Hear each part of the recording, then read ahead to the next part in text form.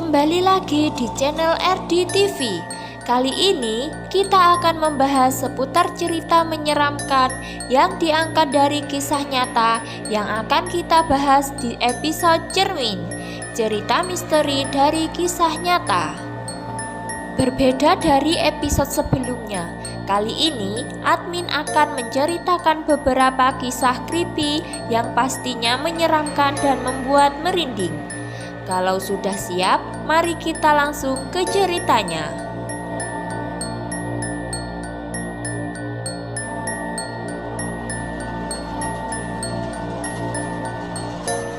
Kisah ini adalah sebuah kisah urban legend yang sangat menakutkan dari negeri Korea tentang seorang gadis yang dibunuh pada malam hari di sebuah lift atau elevator.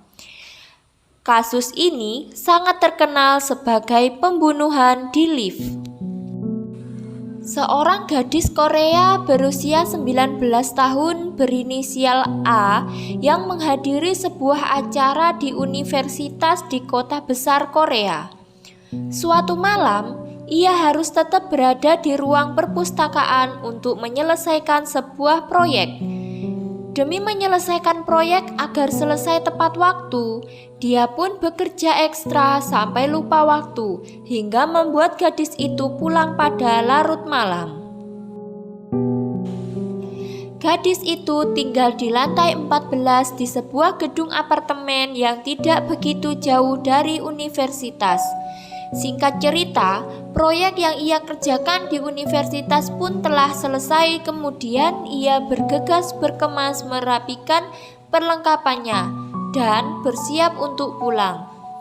Karena jarak dari universitas dan apartemennya tidak jauh, dia pun pulang dengan jalan kaki. Tak lama kemudian wanita itu pun sampai di apartemennya. Dia pun berjalan melalui lobi apartemen dan karena sudah tengah malam, jadinya kondisi apartemen itu sangat sepi. Selang beberapa saat ia berjalan, sampailah ia di depan pintu lift. Ia berdiri di pintu masuk dan menekan tombol untuk memanggil lift. Ketika lift tiba dan pintu terbuka, ia pun langsung melangkah masuk dan menekan tombol untuk menuju ke lantai yang ditunjukkan, yaitu lantai 14. Sesaat pintu lift akan segera menutup. Tiba-tiba datang seorang pria yang sedang berlari terburu-buru menuju lift. Pria itu sungguh terlihat lelah dan mengulurkan tangannya untuk menghentikan pintu lift yang akan tertutup. Kemudian ia melangkah masuk ke lift dan berdiri di sampingnya. Permisi, apakah Anda tinggal di lantai 14? Tanya pria itu sambil melihat tombol lift menyala. Iya, jawab gadis itu sambil terdiam. Oh, kata pria itu sambil tersenyum padanya. kebetulan sekali ya, saya tinggal di lantai 13, hanya beda satu lantai. Sahut pria itu sambil menekan tombol lift nomor 13. Melalui jendela di pintu lift, gadis itu hanya menyaksikan lantai yang sedang berlalu menuju ke atas, dan keduanya pun berdiri dalam keadaan hening dan terdiam. Gadis itu melirik beberapa kali kepada pria itu. Kemudian mereka kebetulan berpapasan dalam satu pandangan. Pria itu tersenyum manis kepadanya, dan gadis itu merasa malu dan pipinya pun memerah. Saat itu lift berhenti di lantai 13. Pintu lift pun terbuka dan pria itu melangkah perlahan keluar dari lift. Sampai jumpa nanti ya, kata pria itu sambil tersenyum. Ya, dengan senang hati, sampai ketemu lagi, jawab gadis itu dengan nada riang. Kemudian, pintu lift akan segera menutup. Belum sempat wanita itu melepaskan pandangannya kepada si pria, tiba-tiba saja pria itu berbalik dan menoleh padanya, dan menarik sebuah benda dari dalam jasnya. Betapa terkejutnya wanita itu bahwa benda yang dilihatnya itu adalah sebuah pisau dapur yang sangat tajam. Dan pria itu pun berkata kepada gadis itu dengan suara mengancam sambil menyerahkan pisau ke arahnya. Hei, di lantai atas, aku tunggu kau. Kemudian pria itu tertawa seperti orang gila, dan pria itu berlari menuju tangga menuju lantai 14. Sesaat kemudian, pintu lift pun tertutup yang tidak lain, lift akan mengarah naik ke lantai 14. Gadis itu pun mulai merasa panik dan takut. Kemudian, ia memukul-mukul tombol lift dengan keras dan berusaha untuk menghentikan laju lift. Tetapi, usahanya itu tidak ada gunanya, dan ia pun putus asa. Ketika ia sampai di lantai 14 dan pintu lift pun telah terbuka, pria yang membawa pisau itu pun sudah berdiri di sana, menunggunya dan siap untuk menikamnya.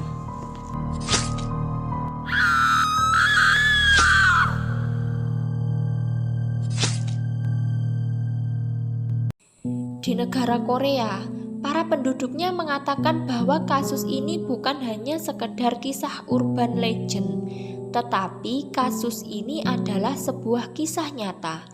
Dikabarkan seorang gadis berinisial A itu ditemukan tewas, ditikam sampai mati di dalam lift. Para penduduk mengatakan bahwa bagian terburuk dalam kasus kematian lift ini adalah bukan kematian dari gadis itu, melainkan penderitaan yang dialami gadis itu dengan ancaman pembunuhan dalam menuju ke lantai 14 dan perasaan takut yang dipenuhi dengan keputusasaan. Terjebak dalam lift sambil memukul tombol lift supaya berhenti. Kemudian ia tahu bahwa ia akan mati di lantai 14. Para penduduk telah mengeklaim bahwa di dalam kasus ini ada sesuatu alasan mengapa di setiap lift sekarang telah tersedia tombol untuk menghentikan lift.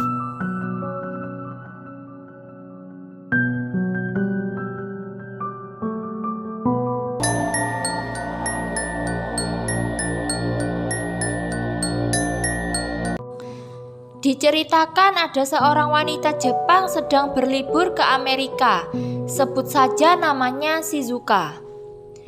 Berhubung Shizuka adalah seorang backpacker, dia tidak membawa uang yang banyak dan berlibur dengan budget yang minim.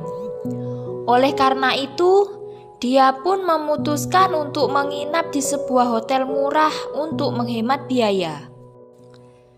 Setelah sekian lama mencari, akhirnya dia pun menemukan sebuah hotel yang ada di pusat salah satu kota di Amerika.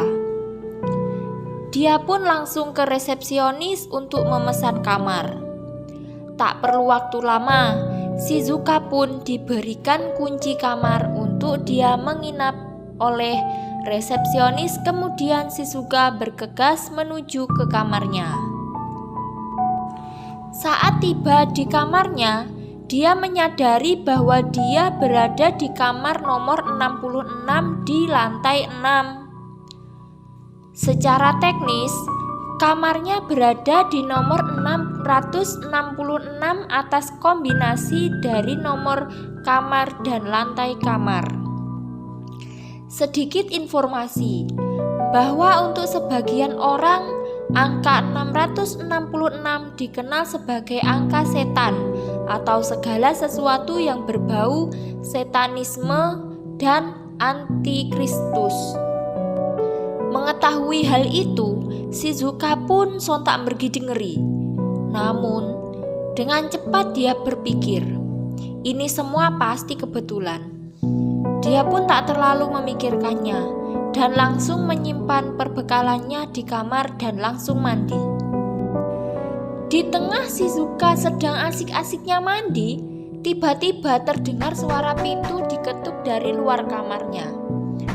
Shizuka pun kaget Dia pun bergegas keluar dari kamar mandi dan mengenakan jubah mandi berwarna putih yang sudah disiapkan oleh pihak hotel untuk setiap tamu yang datang. Lalu, Shizuka bergegas membuka pintu kamarnya. Namun, tak ada seorang pun di luar kamar. Dia pun menutup kembali pintu kamarnya dan berganti pakaian. Tak lama kemudian, terdengar kembali pintu diketuk dari luar.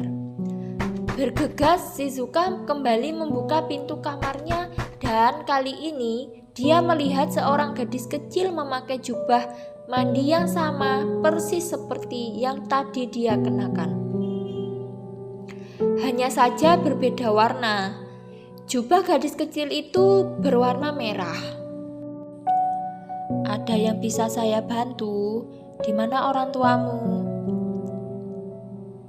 Dia dapat melihat bahwa gadis kecil berjubah merah itu tampak habis menangis. Saya terkunci di luar kamar. Ada yang bisa membantu saya? Shizuka pun kemudian bingung. Harus berbuat apa untuk membantu gadis kecil tersebut? Dia pun berpikir, daripada bingung dan tidak tahu harus ngapain, dia pun memutuskan untuk membawa gadis itu ke resepsionis. Kasihan sekali kamu, kata Shizuka saat melihat sekilas tampak kebingungan di raut muka gadis kecil tersebut. Mereka berdua pun kemudian berjalan menuju resepsionis. Dalam perjalanan menuju meja resepsionis, dia bercakap-cakap dengan gadis itu. Siapa namamu? Gadis itu tak menjawab. Mungkin gadis itu sudah diajari oleh orang tuanya untuk tidak bercakap-cakap dengan orang asing, pikir Shizuka. Dia bertanya lagi, di mana orang tuamu? Tidak tahu, jawab gadis itu. Masih penasaran, Shizuka kembali bertanya, apa kamarmu di lantai ini juga? Gadis itu mengangguk. Shizuka pun merasa seperti ada yang aneh dengan gadis ini.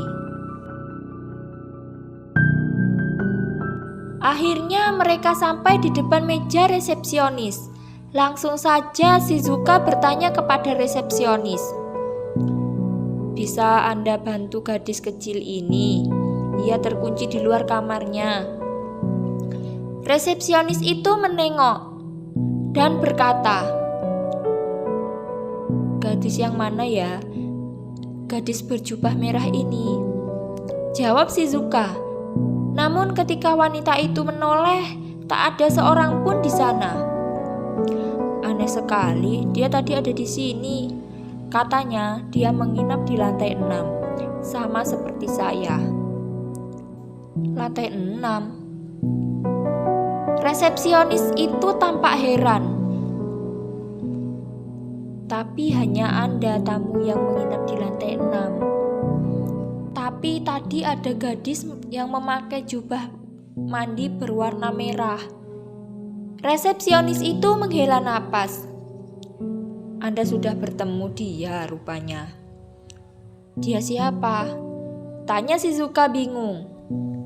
Lantas resepsionis pun menceritakan apa yang terjadi pada gadis itu. Dahulu pernah terjadi sebuah tragedi di hotel ini. Kami tak suka membicarakannya, namun karena Anda sudah melihat dia, apa boleh buat? Dahulu ada sepasang suami istri menginap di lantai 6 bersama anak perempuannya. Mereka menginap di kamar 66, sama seperti Anda. Namun, mereka berdua bertengkar dan sang suami menembak istrinya. Dia pun lalu menembak anaknya sendiri. Saat itu, anaknya sedang memakai jubah mandi putih yang langsung berubah berwarna menjadi merah karena terkena darah. Tapi pria itu tidak puas. Ia mengisi senjatanya dan mulai menembaki semua semua orang di hotel ini, termasuk karyawan dan para tamu. Napas wanita itu terasa terhenti karena ketakutan. Namun, cerita sang resepsionis ternyata belumlah selesai. Resepsionis itu lalu berbalik dan menunjukkan lubang merah di punggungnya. Lihat, disinilah dia menembakku juga. Shizuka pun sadar bahwa resepsionis yang ada di depannya sekarang dan orang-orang yang ada di dalam hotel bukanlah manusia. Seketika ia berteriak dan pingsan.